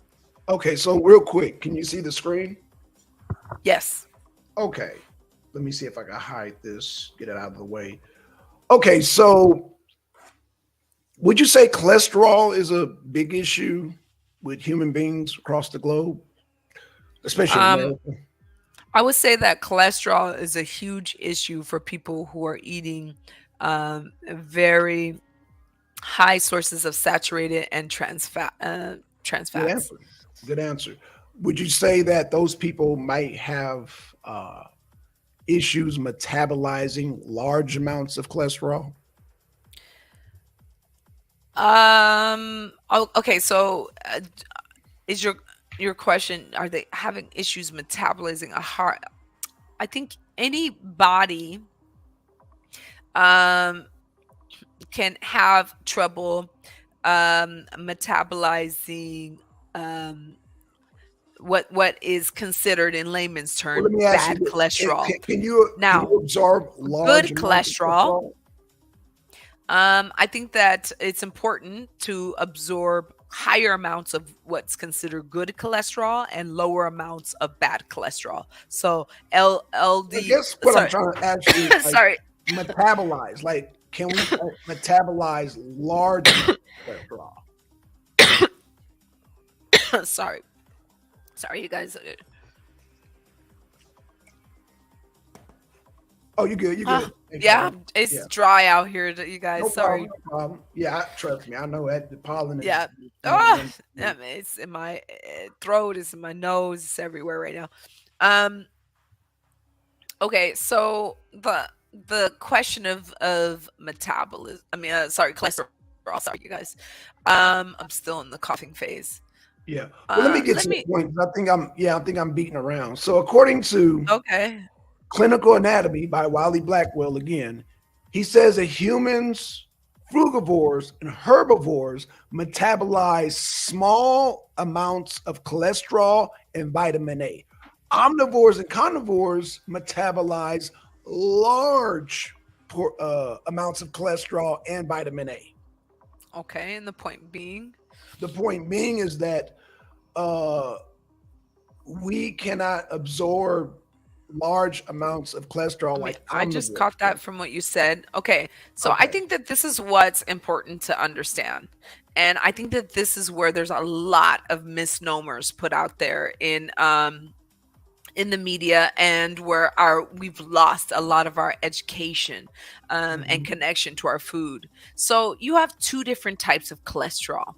You have Hmm. what's known as LDLs, and you Well, it have didn't say. what's Well, hold on, nature. It didn't say not. It just said metabolize large and small. So it just saying okay. large and small. So Okay. an So this is animal why is okay. I'm just gonna throw some biology and anatomy in here. Okay. LDLs and HDLs. Okay. So LDLs is what is considered basically like low density lipoproteins. Okay. So this is what's known as bad cholesterols, these low density lipoproteins. They contain higher concentrations of uh, tricera. Oh, I hate this word. Tricerylglycerols. I can't say it very well. Sorry, tricerylglycerols, and a Uh-huh. lower concentration of protein. And it's responsible for delivering cholesterol to the body tissue. So, particularly that plaque cholesterol that in your artery systems, when your blood is trying to flow, it's like Mhm. when you don't brush your teeth well and you get that yucky, yellow crap that builds up on your teeth and it Right, starts to right, right. create Mhm. gingivitis. Well, something similar happens inside of the walls of your blood vessels. So when you're eating these foods that are high in these like bad cholesterols, basically it's gonna like start to fill in the area of your vascular system, and it's not gonna let your blood easily glow bleh. It's not gonna let your blood easily Well, go the through. thing is, And what the issue I understand what you're saying about good and okay. black cholesterol. No, Well, with that let being me let said, me let me finish, because okay, I think this is very important and people aren't very clear about this, okay. because there's also this level of cholesterol that's called high density lipoprotein, Hmm. known as good cholesterol. And what this good cholesterol is able to do is able to get rid of this bad cholesterol. It's able to help you to collect and transport excess cholesterol, and returning it to the liver for reuse and for excretion. And what we want in our diets is this bad cholesterol to be very low in our diet system. And what we want is for this good cholesterol, these HDLs, to be very high, so that it will grab these bad cholesterols and it'll get it out of your system. And this is not being taught enough, because let's be clear, your cells won't function. Your cells, every cell in your body will Hmm. not function without cholesterol. Every cell, and if I can just, I'm gonna try to pull up No, a, no, a but I think quick you're picture. missing what I'm saying. I'm not Oh, saying okay, that. okay. No, So no, no. I I'm not help me out. saying. Yeah, you're totally. Yeah, you went on a Yeah. whole. Oh, did I? Okay, You because did. I think that You there's did. just You like did. this myth about I said no, cholesterols no, no, no, and no, no. Right? You went. You went. I don't know where you're going. I'm simply saying herbivores, humans, and frugivores metabolizes small amounts of cholesterol and vitamin A. Carnivores and omnivores, they can metabolize large amount. I didn't say good or bad cholesterol. I just said cholesterol in general. I'm not saying and that the but body. I think that that's the point there that I'm trying to make. You can't put, I mean, this is, I think, the education that we've lost about our food. You can't put these cholesterols into a umbrella of cholesterol. You have to be able to understand the function of each one of these, and why one is not beneficial and why one is. You know, but And that's why what I'm so saying let's is say, that for example, what you do want to do is you want to elevate your level of one cholesterol and you want to take it at a higher level, and you Uh-huh. want to very much lower this other cholesterol. So let's say it's like women. Yeah. Guys like women in general, right? But then So let there's me, this hold on, one, hold on, hold on, hold on. Nature Mountaineers, real quick. So, would you agree that leucines play a part in the cholesterol? Like a certain level of leucines, like in the bad versus the good, that distinguishes the good I think that there's leucine also level? this like big myth about leucines, because Okay, when let's I talk about look into leucine. all these health shops and I see them selling leucine, why do you need to sell something that your body produces enough of? That's Good a point. very strange, yeah, action. You don't need to take leucine. Your body makes what you need. And that's just it. Your So body knows what it's doing if it's at its optimal health, and taking these supplements is not going to get it to its optimal health. You're actually just actually, putting I'm in more agreement with you. substances. Why in the world would they sell leucine when we're actually getting an overdose of leucine, and leucine is actually feeding cancer? Like, why? Yeah, why Oh would my we do that? gosh. Like, I mean, just this misnomer alone is very, very, We're in agreement. very detrimental. Yeah, this is a huge problem in our diet. I mean, this is I'm one in of the agreement. many. We have so I, many issues, I want to back our up. I want to back up what you're saying. I want to back up what you're saying. So, do you see the screen? yeah, okay. It just came Okay, up. so this is leucine. Leucine is what this is what we're talking about. Now, let's look at the leucine levels. Now, what would you say is a good healthy level? You're saying there's a good healthy level of leucines, correct? Yeah, I mean, but once again, you're like trying to like put this specific number, but remember, we're all individuals. So what's going to work for you might not work for me. So, you Well, what I'm can't I'm getting at, necessarily. hold on, what I'm getting at though, would you agree that the extra level of leucines is actually feeding cancer? Let me be uh specific. okay, I'm let me giving you. just be clear.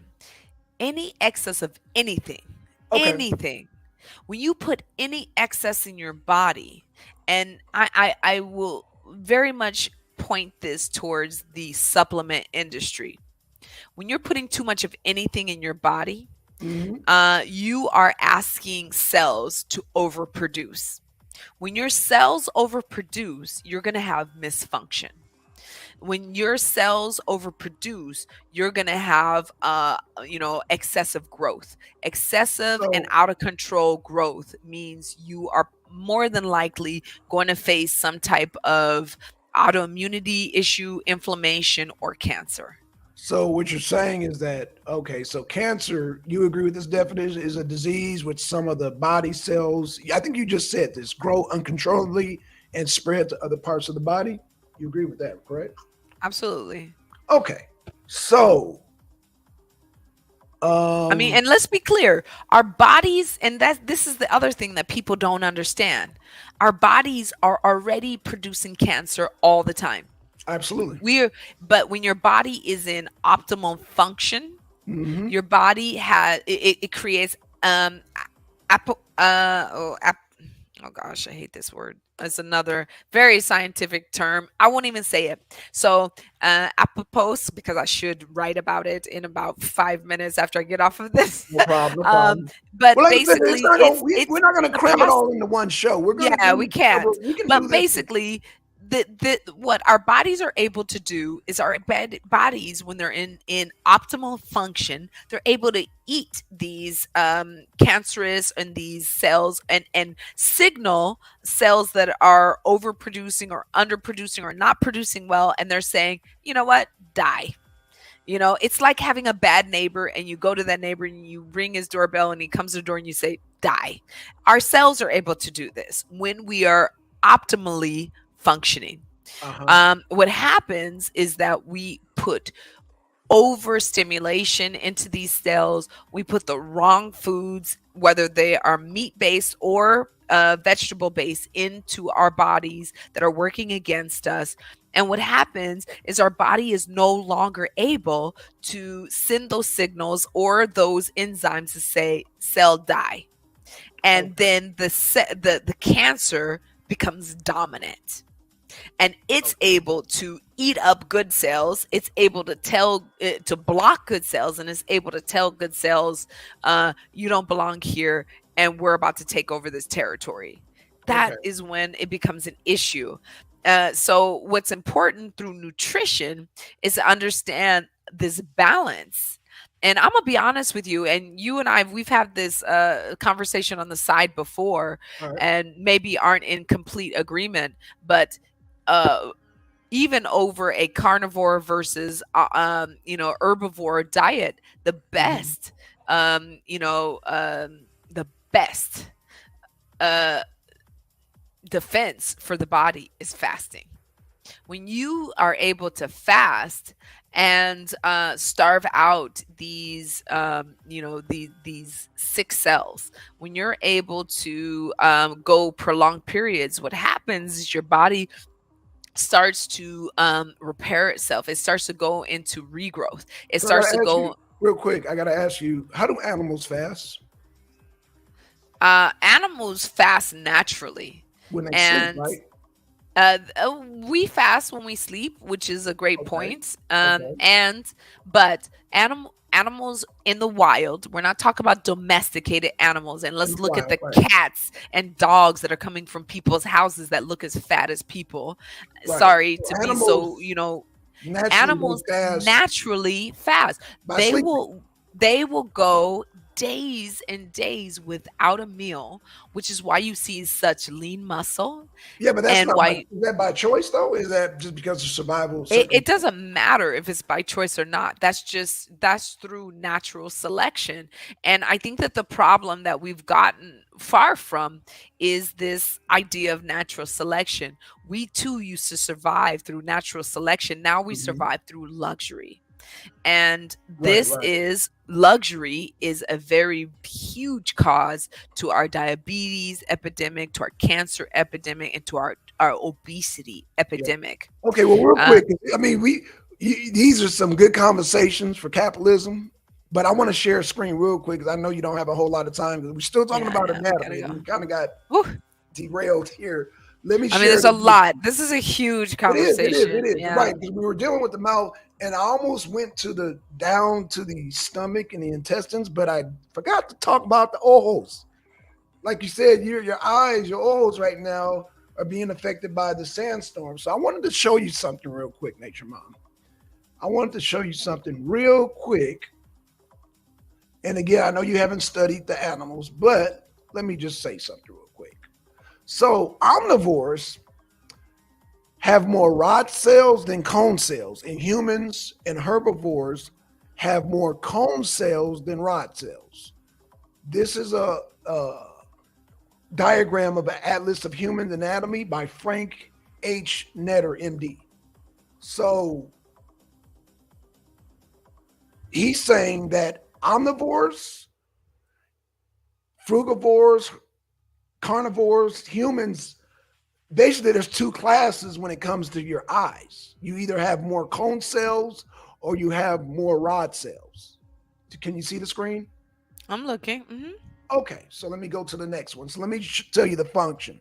So omnivores and carnivores, eyesight is optimized for nighttime vision. Typically, they can see 6 times better than humans. So I don't know if you ever seen a cat or a dog where you put a flashlight against their eye and it has that reflection.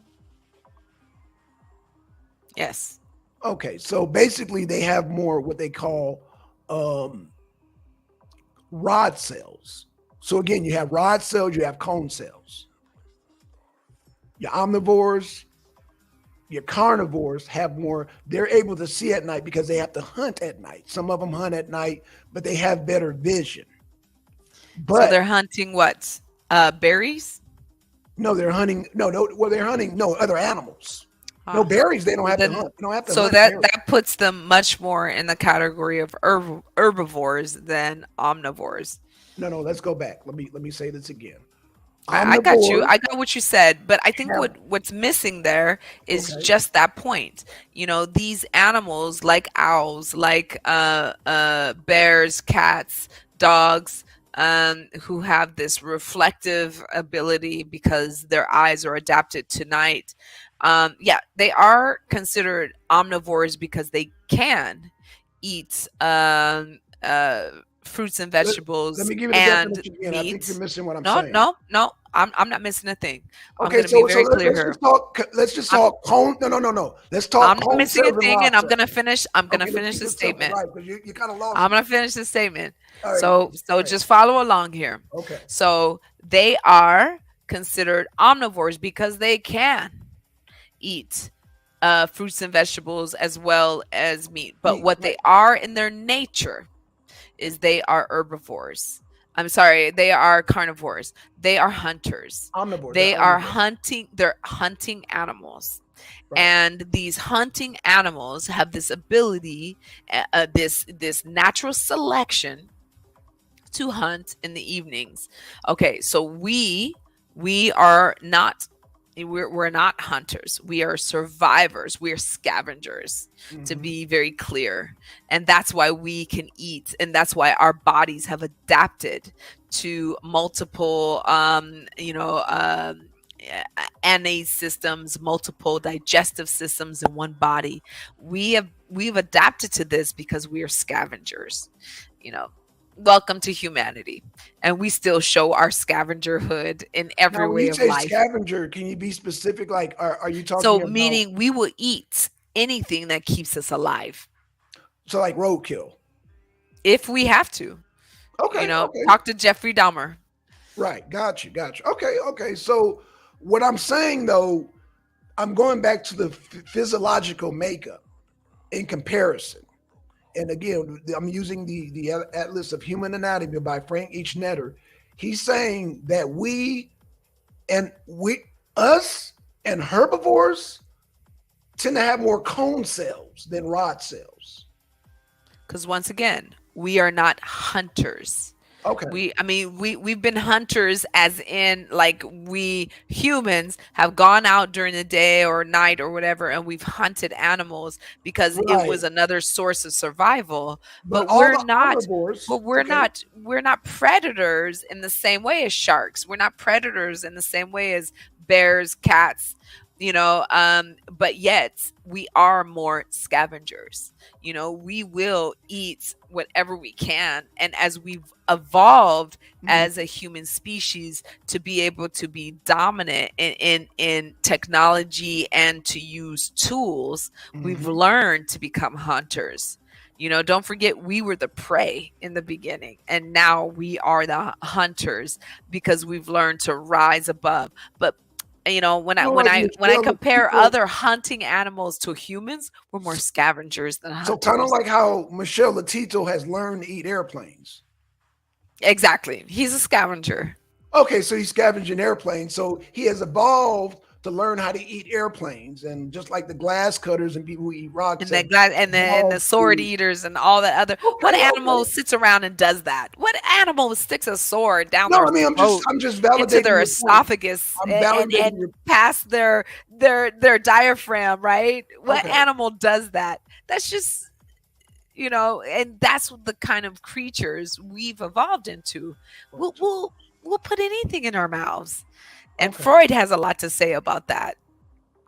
okay. So I wanted to get to the functionality to the photoreceptor cells. I wanted, because so you agree that we're not hunters, we're scavengers. So I get that part. So let me go down to the next. Let me say that omnivores have visual streaks in their back of their retina that reflects light. So that's why the cat, you can reflect weird lights and all that. So you're omnivores, carnivores. Basically, again, they have more cone cells than rod cells. No, I'm sorry, they have more rod cells than cone cells. We have cone cells, they have rod cells. So let's keep it moving. So again, you got two types of mammals. You got those with more rod cells than cone cells, more cone cells than rod cells. So how does this benefit us and how does it benefit the other? Okay, so it benefits them because they can see at night. So let me move forward. Humans and herbivores have the same type of retina, which both contains the fovea, which allows them to see in high resolution and plant colors. So guess what they can't see what we can see. Guess what? Me, you, and the rabbit and the Most cow. of us, we've evolved to develop color, correct? Like bees, Right. like yes. So do you So want to see? Do you want to see an example of colors that omnivores and carnivores can't see? I mean, they're usually black and white, visual, right? So they can't Just see like this. the colorblind. So you can see the difference between these three greens, correct? Yes, where they would see them in shades of gray, Right. like a Humans and colorblind. herbivores, we can see this. Like horses can see that too. Your cat can't see that. Well, I think what's interesting, for example, like when we're talking about evolution, once again, because you Mhm. have these anomalies in evolution that gives us a little piece of our past. Would that describe some of those of us who are colorblind? Maybe a little piece of the evolutionary past, reminding us where we're from. Well, when you say colorblind, we're gonna have to do a part two on this because yeah, we I know yeah, we into almost 2 hours, Nature Mom. Yeah, But yeah. This is a deep subject. it is right, right. That's why I said we can't do this in one rat. This is like I said, we haven't made it past the mouth, and we haven't made it past the eyes, and already we're having disagreements here. And We haven't even made agreements. it past chewing the food. We haven't even made it past chewing the food. We haven't made it past the teeth, the tongue, the saliva, chewing, and our eyes. And we seem to have a lot in common with the horses. With the mammals that eat a lot of fruits and vegetables than we do with the ones that eat, we have more in common with the horse than we do with the damn dog and the cat. I'm not sure I would totally agree with that, but yeah, we I can mean, go into just that deeper.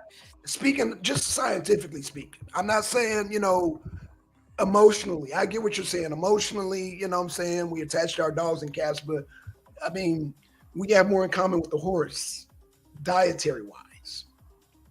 With No, our eyes, the way we chew our I'm not food, sure I would, I with mean, our just teeth. from a physiological point of view, I can't totally agree with that yet because I got to see where you're going with this. Because like I said, Well, I do know a we can little put bit it more all about together. the lymphatic and the digestive system of a horse, which is not like our system. Again, I'm gonna put it all together, but just based on this, like I said, just on this show, like I said, we've There's a established. lot to cover. No, it's a lot to cover, but we have Yeah. established that we chew, we crush our food, we can see vivid colors. Now, we didn't establish on the whole saliva thing, but we did establish, like I said, chewing, that we chew food and your cat don't chew food, that it shears and kind of, it shears and then it swallows uh, the food. And I'm going to get to the throat part next week. But I know it was a lot. It was a lot. It was a lot, Yeah. man. Hey, Juju. And I have to throw out there also that that we are is it a learned behavior to chew versus the versus shearing? Because we're all always taught through the When you medical feed the babies, what do they do when the you do the wet international. color? They kind of, they No, kind of, no, they don't. they don't. When you feed a baby, absolutely no, they don't chew. Yeah, no, they No, don't no, even they, have they, teeth they, yet. they gum. They would you say they gum? They kind of, they give, No, no, no, they no. just We're swallow it. taught. We're taught it from school age in the United States and Canada and many Western countries. We're taught to chew our food 30 times, they say. Nature mom. Okay, so you can teach a human being to chew. You cannot teach a cat or a dog to chew. Maybe you can. We haven't tried. Gosh, come on. Now you got the tinfoil hat on, Nature mom. You were doing good. You were I doing mean, good. You look, were look, doing so good. people are training their cats and dogs to make like 130,000 a year on Instagram. So, you know, you can teach an animal a lot. They're becoming stars or have been. Yeah, but you this is chewing is especially the way we're taught to chew our food is a learned behavior. It is not an innate behavior. But again, you can teach a person to chew. You can. I mean, it's up for debate. Nature Mom says you can. I'm saying you can't teach I'm a not saying dog or you a cat. can. I'm just saying maybe you can. Hey, I don't okay, know. but you said maybe. I'm saying you cannot teach a dog or a cat to chew food. Is what I'm You get saying. a dog and then we'll figure it out. I mean, you have a cat. I've observed. Look, I've observed enough cats and dogs to know they don't. They don't chew their food. They chomp. They do the Pac Man. This was fun, Nature Mom. Again, Always fun. I love this um, show. I think I'm this is still my a little favorite show. I'm still a little weary on your saliva definition, but I'm gonna let you have that. I'm a little, Oh yeah, I'm a no, no. little weary Why on that. why are you leery on it? What can I help? Oh, you know what? Send me some information and I'll definitely like connect you with the link. Um Okay. yeah, I'll Well, connect you with the link. Thank you, Deacon, okay. for that input. Absolutely. No, But yeah, they crush. They crush the bones. Crush. sheer They don't chew. crust chew semantics. Oh, well, okay. Again, chewing is when you chew bubble gum. That's chewing. That's chewing. Your dogs can't chew bubble gum. Cats can't chew bubble gum. They would be unable to. Their whole jaw structure would just I'm unable to. by choice. Dogs chew bubble bags. All right, Deacon. You think I you can love make you this guys. joke over? I love this show. It's my favorite show ever. That's all I gotta say. All right, Deacon. I'm gonna have some. I'm gonna have something ready for you next week. I'm gonna have something ready for you and Nature Mom. Y'all tune in next week because we gonna continue this. Give a dog a rib bone and watch them go to work. Wait, they're shearing it. They're crushing shit. Okay, I'm gonna have to. I got something for Sheer you. chew. It's a difference. It's a difference because the lateral, the lateral, we can do this. Dogs and cats can't do that. See the motion? See the circular? Rabbits can do this. Deers can do this. Horses, cows, giraffes, dogs, cats.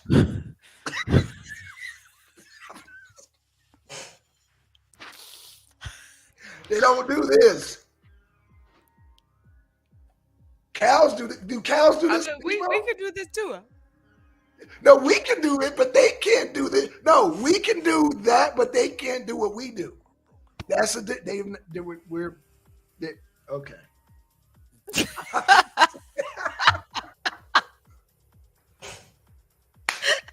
All right, y'all. Y'all catch us next week at 11 o'clock. Man, Nation Mom. We're going to continue this Oh, I because love this. You this, guys yeah, are fun. this is yeah. We break whether we agree or disagree. We breaking it down. That's great. Bringing the education back. Both Nature Mom and I are breaking it down. We may not agree, but we breaking it down. We breaking it down. So I hope y'all learned a lot. You know what I'm saying? Me and Nature Mom, because when we battle, we go deep. We go deep. It ain't no shallow. We go deep. And y'all can see we went with the saliva, we went the amylase, we went all that. We go deep, y'all. So hey y'all. So peace out to Nature Mom, Deacon, Juju, and I just Twin. Twin. What's going on, Twin, man? Shout out to y'all, Deacon, man. And with that being said, we out, y'all. Peace. Peace. Let me get the which